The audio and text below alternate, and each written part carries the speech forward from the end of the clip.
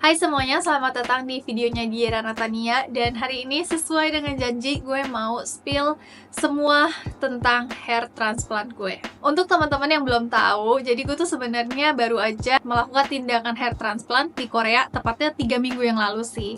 Tapi mungkin kalian gak bisa lihat ya, karena sekarang gue lagi tutupin pakai poni. Tapi nanti gue akan kasih lihat semuanya sejelas mungkin. Karena gue pengen video ini jadi video referensi untuk kalian, laki-laki maupun perempuan yang mau melakukan hair transplant juga. Jadi di video ini gue akan bahas satu persatu, mulai dari alasan gue hair transplant dan kenapa gue memilihnya di Korea, bagaimana prosedurnya, apakah sakit atau tidak, dan lain-lain. Jadi kalau misalnya kalian penasaran, nonton sampai akhir. Pertama, kenapa gue memilih hair transplant? Jadi sebenarnya gue tuh terlahir dengan jidat yang lumayan jenong dan lebar ya guys. Bedanya jenong dan lebar adalah jenong tuh bagian atas alis sampai sini, ini kalau semakin tinggi itu artinya jenong, dan kalau lebar tuh semakin kesini gitu loh, ini tuh makin lebar. Nah, jenongnya sih sebenarnya nggak masalah ya, karena gue tuh suka dengan kejenongan gue ini, jadi gue nggak mau ubah itu. Tapi masalahnya ada di lebarnya, karena semakin bertambahnya usia, gue merasa lebarnya tuh tambah juga gitu. Jadi gue takutnya kalau udah lebih berusia gitu ya, jadi makin lebar gitu. Gue ada concern di situ. Makanya mumpung gue masih muda dan fit, sekarang gue mau melakukan hair transplant. Kedua, kenapa gue memilih di Korea? Padahal seperti yang kita tahu ya, hair transplant tuh kebanyakan orang-orang ke Turki nggak sih? Dan sekarang di Indonesia juga udah bisa gitu loh hair transplant. Oh iya, FYI juga, semua yang gue bicarakan di video ini tuh atas research pribadi aja ya guys. Jadi kalau misalnya kalian memang beneran mau hair transplant, tolong jangan langsung dipercaya apa yang gue omongin. Please banget, kalian juga harus research sendiri dulu juga, supaya kalian nggak menyesal gitu loh setelah melakukan hair transplant. Nah, sebelum gue memilih hair transplant di Korea, sebenarnya gue udah konsul sama beberapa dokter di beberapa negara. Tapi gue tuh punya beberapa opini pribadi tentang negara-negara ini. Kalau misalnya Turki itu, gue merasa dia memang murah banget guys. Dia tuh juara satu paling murah di antara negara-negara lain, even Indonesia kalau menurut gue ya. Tapi memang kalau di Turki ini, gue tuh agak susah untuk researchnya, karena mungkin ini jauh banget dari jangkauan gue gitu loh. Kalau di Korea atau di Jepang atau di Indonesia, ini kan lebih deket sama tempat tinggal gue, dan bahasanya juga gue ngerti gitu. Orang Jepang soalnya banyak juga kan ya hair transplant di Korea, jadi gue tuh bisa research dengan full gitu, yang bener-bener research gitu. Tapi kalau yang Turki, jujur aja gue tuh gak punya gitu loh kenalan atau siapapun itu yang hair transplant di sana, jadi gue agak-agak takut gitu. Kedua tuh Indonesia, dan harganya menurut gue di atasnya Turki. Kalau Indonesia sih gue lihatnya jam terbangnya tuh belum sebanyak negara-negara lain, jadi gue memilih untuk research negara lain juga. Ketiga, Jepang. Jepang ini yang paling gak mungkin sih, karena harganya yang paling mahal dari semua negara yang pernah gue research. Nah, terakhir di Korea. Korea ini harganya menurut gue tuh di atas Indonesia, tapi di bawah Jepang. Dan dia hasilnya menurut gue paling natural, karena sebenarnya di Korea itu, apalagi klinik yang gue pilih, ini tuh udah terbiasa banget untuk hair transplant idol-idol di sana gitu. Dan gue melihat karakteristik wajah orang-orang yang di hair transplant di Korea sama di Turki lah katakan gitu ya, itu kan beda banget. Kalau di Turki tuh banyak banget orang-orang yang mukanya masih agak ke barat-baratan, tapi kalau di Korea itu bener-bener wajahnya tuh mirip-mirip kayak kita gitu loh, orang-orang Asia-Asia kayak gini gitu kan. Jadi gue merasa jam terbang mereka tuh lebih tinggi, dan hasilnya juga natural-natural banget seperti yang kita bisa lihat di idol-idol yang udah ada. Jadi ya gue memilih untuk di Korea. Nama kliniknya adalah DE Plastic Surgery, tapi memang gue dibantu dengan agent gue yaitu Beautic. Jadi agent ini tuh yang membantu gue mencarikan klinik mana di Korea yang paling cocok untuk kasus gue gitu, hair transplant gue. Dan mereka juga yang nangani di hari H, jadi mereka yang membantu translator, terus bantu ini itu, tetek bengeknya, pokoknya A sampai Z itu mereka yang handle semua. Jadi gue bener-bener tinggal ya udah ikuti alur yang mereka sudah buat aja. Sekarang kita masuk ke prosedur hair transplant yang gue jalani kemarin di Korea. Jadi pertama-tama gue sampai Korea itu tanggal 10 Maret 2025. Itu gue langsung ke DE Plastic Surgery dan langsung konsul sama dokter gue yaitu dokter Lee. Pertama-tama dokter Lee gambarin hairline yang baru, apakah itu udah sesuai atau belum. Kalau misalnya gue mau lebih diturunin atau dinaikin, ya itu bisa disesuaikan lagi sama beliau. Dan beliau juga udah tahu banget kalau begini hasilnya tuh lebih natural, kalau begini hasilnya tuh nggak natural gitu. Jadi kita bisa langsung tanya-tanya ke mereka. Ada satu hal yang beda banget, dulu tuh gue pernah discuss sama dokter lain di negara lain. Gue nanya apakah kalau tambahin rambut di sini tuh bisa natural atau tidak, tapi dokter-dokter lain tuh bilang ini hasilnya tuh nggak akan natural gitu. Mereka nggak bisa bikinnya natural kayak rambut asli, tapi kalau dokter Lee tuh bisa guys. Jadi dia tambahin di sebelah sini juga, karena kalau misalnya ditambahin sebelah sini juga tuh rambutnya jadi lebih kelihatan bervolume gitu. Lalu dokter Lee juga bilang kalau misalnya hairline-nya mau diturunin lebih sedikit lagi di bagian dahi, itu masih bisa, masih natural juga sebenarnya hasilnya. Cuma gue menolak karena gue nggak mau jidat gue tuh lebih kecil gitu, gue nggak mau jenongnya hilang. Jadi gue tetap mau jenongnya ada, tapi diisi aja di bagian kiri dan kanan. Jadi lainnya disesuaikan lagi. Tapi kalau misalnya kalian lihat, ini kan lainnya tuh kelihatan kayak ngeblok banget gitu kan, kayak kasar banget. Tapi nggak usah khawatir karena nanti dokter Lee itu isi rambutnya nggak rata plek tebel gitu, enggak, itu karena spidol aja jadi kelihatan kaku. Tapi pada hasilnya nanti itu dibikinnya tuh agak-agak zigzag gitu, jadi rambutnya tuh terlihat natural. Kemudian kita juga discuss metode yang akan dipakai. Jadi untuk teman-teman yang belum awam ya soal hair transplant ini tuh ada dua jenis metode yang paling umum, FUE dan FUT. Kalau yang metode FUE nanti ditentukan dulu nih bagian donornya, misalnya 10 kali 10 cm, lalu bagian itu akan dibotakin, dan dari bagian itu akan dipilih random nih beberapa rambut yang dibutuhkan gitu untuk dipindahin ke bagian depan. Nah, banyaknya rambut yang akan diambil dari belakang ke depan itu tergantung kalian butuhnya berapa. Jadi akan beda-beda di setiap orang, dan satu batang rambut itu biasanya disebut dengan graft. Keuntungan pakai metode ini adalah tidak ada bekas jahitan dan recovery-nya juga lebih cepat. Sedangkan kalau yang metode FUT itu pakai incision atau pakai potongan. Jadi setelah dihitung berapa graft rambut yang diperlukan untuk ditransplant ke bagian depan,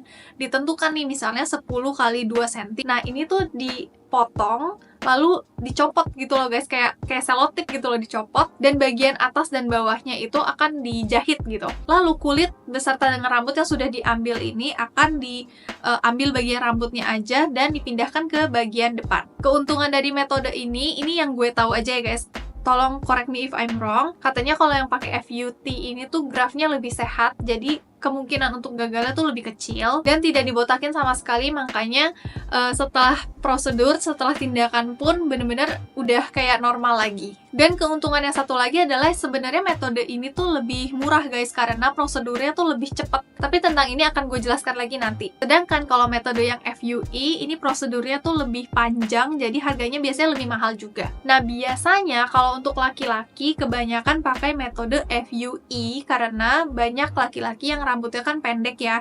Kalau misalnya ada bekas jahitan kan jadi kayak kelihatan gitu kan.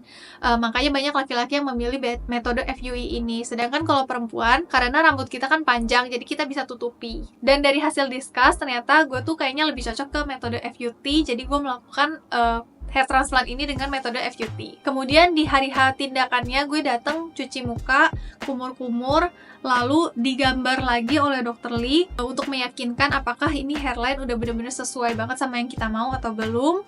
Lalu setelah yakin baru kita masuk ke ruang tindakan. FYI, sebelum gue datang gue udah puasa dulu ya guys. Itu puasanya minimal banget 7 jam. Ketika lagi tindakan kan gak boleh video ya, jadi gue akan ceritakan aja di sini. Pertama-tama kita tuh disuruh telungkup dulu karena mau ambil bagian donor. Nah, waktu telungkup ini kita di anestesinya tuh yang bius tidur. Ini kalau nggak salah prosedurnya sekitar 1 jam, lalu abis itu gue bangun, pindah ke ruangan recovery dulu. Jadi recovery-nya tuh sekitar kayaknya 40-an menit deh, tapi nggak ada jam juga sih di sana, jadi gue nggak begitu yakin 100%, tapi kalau nggak salah sekitar 40 menit gitu, nggak sampai 1 jam. Dan waktu gue recovery ini, dokter dan para perawatnya tuh pilih-pilihin graft rambut gue. Jadi yang gue denger sih ya, katanya kalau baby hair tuh nanti mereka akan pisah-pisahin untuk ditanam di paling depan bagian rambut supaya terlihat lebih alami lagi. Setelah itu gue balik lagi ke ruang tindakan, tapi kali ini posisinya tuh terlentang, jadi gue menghadap ke langit-langit ruangan. Ini tuh biusnya bius lokal aja, bius kepala aja, jadi gue bener-bener bisa melek, gue bisa gerakin tangan, dan ya udah, gue diem aja gitu liatin ke atas. Ya berasa aja gitu loh mereka lagi sentuh-sentuh kepala gue, tapi nggak ada rasa sakit sama sekali. Bener-bener dari awal prosedur sampai selesai itu rasa sakitnya nol menurut gue. Balik lagi sedikit ke metode yang tadi udah kita bicarakan, yaitu FUE dan FUT. Karena gue memilih FUT, jadi ini prosedurnya tuh lebih pendek guys. Kalau nggak salah sekitar 3,5 jam tuh udah beres semua. Sedangkan kalau metode FUE itu prosesnya tuh panjang banget. Bahkan gue denger ada orang yang sampai 6 jam, 7 jam, atau 8 jam gitu loh bahkan. Bayangin aja kalau misalnya itu dibagi 2 section gitu kan, kayak bagian donor dan bagian transplant, kayak 3 jam, 3 jam. Gue nggak kebayang sih kita telungkup selama 3 jam dan melihat langit-langit selama 3 jam itu kayaknya akan sangat melelahkan gitu ya. Jadi metode FUT ini memang keuntungannya adalah dia lebih pendek prosedurnya, jadi kita tuh nggak begitu capek. Nah setelah prosedur keluar-keluar, gue tuh bener-bener kayak excited banget, gue happy banget. Bahkan orang-orang di sekitar gue tuh pada bilang gue nggak kelihatan kayak abis surgery karena gue kelihatan energetik banget gitu. Dan pulang-pulang gue udah bisa langsung beraktivitas. Tapi memang ada beberapa notes yang harus dipatuhi, jadi kalian bisa cek layar untuk melihat yang lebih jelasnya seperti apa. Sambil kalian baca, gue mau shout out untuk Beautic dan DA Plastic Surgery karena pelayanannya yang sangat profesional dan memuaskan dari day one hingga selesai. Sehingga gue tuh merasa tenang dan nyaman. Jadi kalau misalnya kalian juga ada keinginan untuk plastic surgery atau semacamnya di Korea, gue sangat merekomendasikan Beautic dan DA Plastic Surgery ini. Kemudian H+1, H+7, H+10, dan H+13 gue balik lagi ke DA Plastic Surgery untuk melakukan beberapa tindakan. Kalau H+1 itu dikeramas, lalu dikasih sinar juga, ini untuk mempercepat penyembuhan. Kemudian lepas tape juga, karena di bagian belakangnya kan bekas dijahit ya, jadi ada tape-nya gitu, itu dilepas juga di hari pertama. Dan di hari ke-7 kita balik lagi untuk keramas lagi, sinar lagi, lalu masuk ke oxygen chamber. Dan oxygen chamber ini juga sama, tujuannya untuk mempercepat pemulihan. H+10 cek jahitan lalu keramas lagi dan semuanya berjalan normal, tidak ada masalah sama sekali. Dan H+13 lepas jahitan, sinar lagi, oksigen lagi, dan selesai semuanya. Nah dalam 2 minggu proses ini menurut gue sih nggak ada yang susah-susah gimana banget sih, cuma memang gue ingat ada 2 hal aja yang menurut gue bikin gak nyaman. Yang paling pertama adalah setiap 30 menit sekali kan harus semprot-semprot, itu jujur agak melelahkan. Lalu yang kedua, gue harus tidur dengan 2 bantal ditumpuk, jadi agak-agak duduk gitu loh posisinya. Dan gue nggak biasa banget karena gue biasanya tidur tuh malah nggak pakai bantal, tapi tiba-tiba harus pakai bantal ditumpuk 2. Jadi menurut gue itu agak kurang nyaman. Tapi selain dari 2 hal ini, semuanya baik-baik aja, normal-normal aja, minum obat juga nggak ada masalah. Terus gue juga bisa beraktivitas seperti biasa, tidak ada pantangan makanan sama sekali. Dan kasus gue, ini beda-beda setiap orang, tapi di gue ini nggak bengkak sama sekali. Jadi bener-bener semuanya normal banget. Nah tapi memang selama 2 minggu kita nggak boleh pegang sama sekali bagian yang ditransplant. Jadi seandainya mau cuci rambut pun, itu cuma boleh kayak mereka kasih shampoo khususnya kan, disemprot-semprot aja terus dibilas pakai air aja, nggak boleh dikucek-kucek sama sekali. Sekali lagi selama 2 minggu ini benar-benar gue tidak merasakan ada rasa sakit sama sekali, cuma ada rasa ganjel aja di bagian jahitan belakang. Jadi waktu tidur rasanya tuh kayak pakai bando tapi di belakang gitu loh guys, kayak ada yang ngeganjel gitu. Tapi setelah lepas jahitan itu semuanya udah kembali normal lagi. Selain itu tidak ada yang aneh-aneh sih sama sekali. Nah setelah semua prosedur ini selesai, gue balik ke Jepang lagi. Jadi totalnya tuh prosesnya sekitar 14 hari ya guys. Nah sekarang gue udah masuk ke minggu ketiga setelah prosedur, dan ini tuh bener-bener udah kayak rambut normal aja guys gitu. Cuma memang dokternya juga bilang sampai bulan keempat setelah prosedur itu akan proses shading terus. Jadi maksudnya ini tuh rambut yang ditanam ini tuh akan banyak yang rontok, tapi setelah itu akan tumbuh baby hair, dan setelah itu ya udah numbuh kayak rambut biasa aja gitu. Jadi gue akan tetap update terus, dan ini tuh posisinya masih H+3 minggu ya, jadi kelihatannya tuh kayak masih kasar-kasar banget, tapi nanti dia akan rontok dan tumbuh seperti baby hair, jadi akan lebih alami gitu. Oke, terakhir gue mau menjawab beberapa pertanyaan yang banyak banget masuk waktu gue share tentang video hair transplant ini di Instagram dan di TikTok. Yang pertama adalah kenapa pilih hair transplant bukan forehead lowering surgery. Jadi ada satu surgery lagi yang dimana kita tuh bisa potong jidat kita untuk lebih dikecilin lagi. Dan jujur, gue tuh gak tahu sama sekali ada surgery seperti ini. Jadi gue tuh dari dulu cuma taunya, oh jidat gue lebar dan gue pengen mengurangi itu, ya udah berarti hair transplant. Gue tuh cuma taunya itu aja, jadi gue nggak pernah tahu ada yang namanya forehead lowering surgery. Tapi setelah gue cek pribadi, ternyata forehead lowering surgery ini tuh nggak begitu cocok di gue, karena dari awal hairline gue tuh berantakan banget, modelnya tuh kayak bunga gitu kan.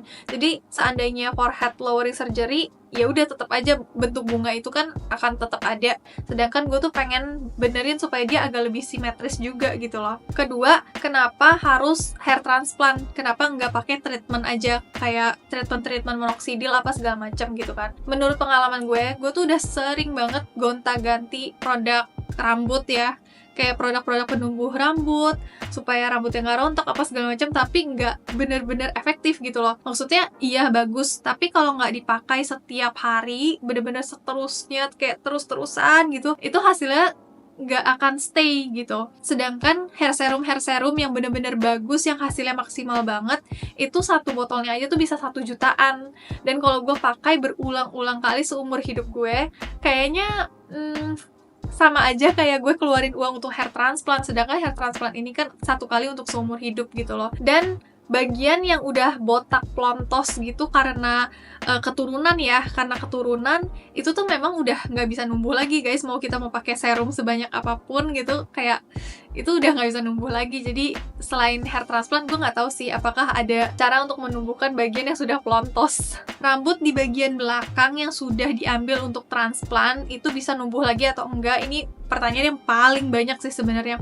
Jawabannya tidak ya guys. Gue nggak tahu ini hoax dari mana awalnya. Kalau hair transplant bagian belakang rambut tuh masih bisa numbuh lagi, itu salah total, 100% itu salah guys. Cara kerjanya tuh nggak seperti itu. Kayak yang tadi gue udah jelasin, kalau metode FUT kalian udah ngerti dong, karena ini kan dipotong dan diambil dan dipindahin ke depan gitu kan. Jadi udah pasti bagian belakang tuh udah nggak bisa numbuh lagi karena udah nggak ada gitu, udah dipindahin ke depan gitu kan. Kalau metode FUE itu kelihatannya memang seperti numbuh lagi, tapi sebenarnya itu nggak numbuh lagi kan. Kita udah pilih bagian donornya secara luas gitu kan, dan itu diambil random dari banyak tempat. Nah, yang udah diambil ini dipindahin beserta dengan akar-akarnya ke bagian depan kan. Jadi itu udah nggak bisa numbuh lagi. Yang numbuh ya bagian-bagian lain yang tidak diambil gitu loh. Jadi memang kelihatannya seperti numbuh lagi, tapi sebenarnya tidak numbuh lagi. Dengan kata lain, kepadatan rambut bagian donor dengan metode FUE ini itu akan berkurang karena dia udah diambil sebagian untuk dipindahin ke depan. Oke, jadi seperti itu guys. Mungkin video ini akan sangat panjang ya, tapi semoga ini bisa jadi video referensi yang cukup lengkap untuk teman-teman yang punya rencana untuk hair transplant juga. Gue akan bikin video lagi nanti beberapa bulan ke depan untuk kasih lihat kalian perkembangannya seperti apa, dan gue juga mau jawabin pertanyaan-pertanyaan yang mungkin kalian punya. Jadi kalau misalnya kalian pengen nanya-nanya sesuatu tentang hair transplant ini, bisa tulis aja langsung di kolom komen dan gue akan jawabin pertanyaan-pertanyaan kalian di video hair transplant gue berikutnya. Seperti itu. Oke, jadi segitu aja video kali ini. Terima kasih udah dengerin sampai akhir dan sampai jumpa di video berikutnya. Bye!